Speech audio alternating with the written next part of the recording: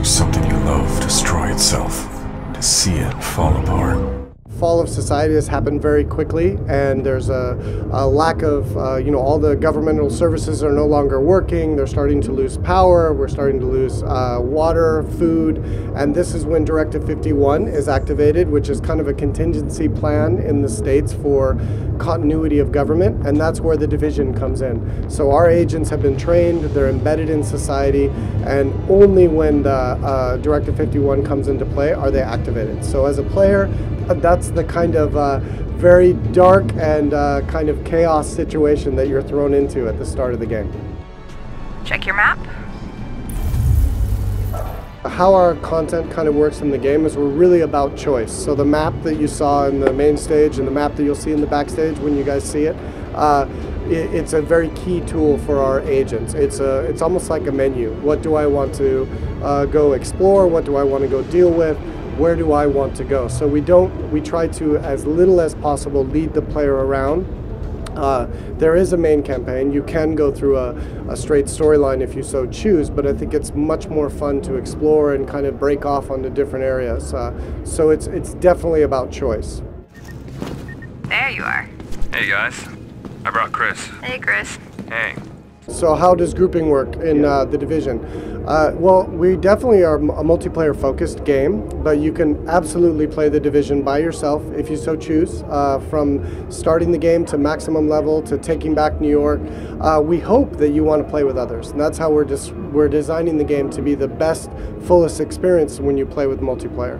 We have a great seamless matchmaking system in the game so that we can get players of a similar level, similar interests of activities in the game match made together very quickly. And then of course you can have friends, you can add friends through various systems in the game or with Xbox or Sony Live and join that way.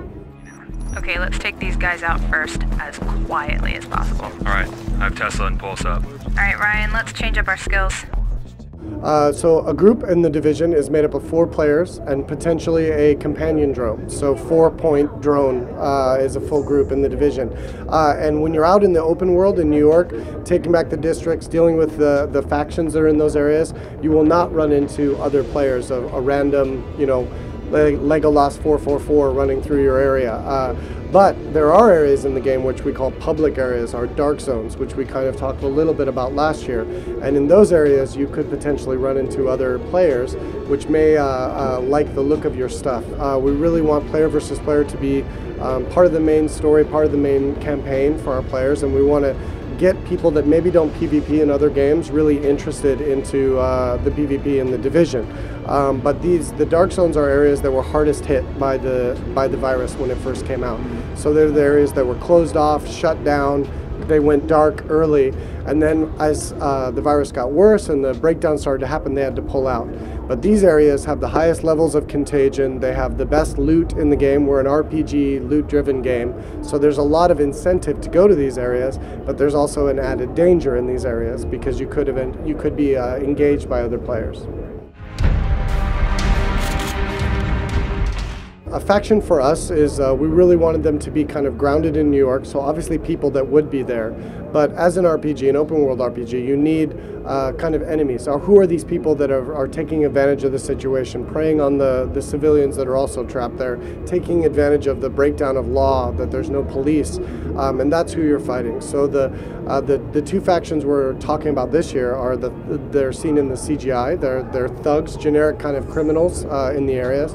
And then the new one, which is the cleaners, the guys with the flamethrowers, if you've seen in the video. And these guys are attracted to high levels of contagion around New York, so they're a roaming faction.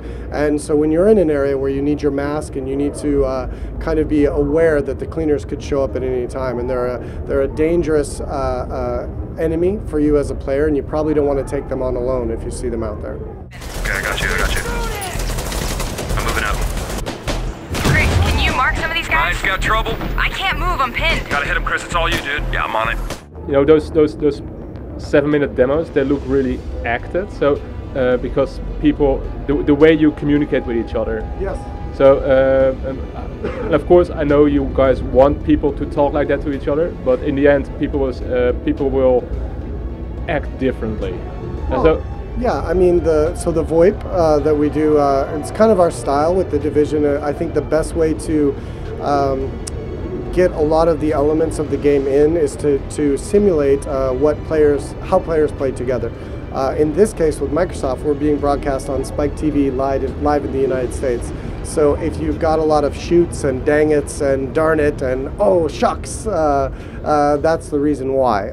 Because of course players are a little bit more flamboyant with their language usually when they're playing together. But it's about the messaging of how coordination through voice will be important in the game. Yes! That is the last one! Good game, guys. Okay, that was good. Welcome, guys.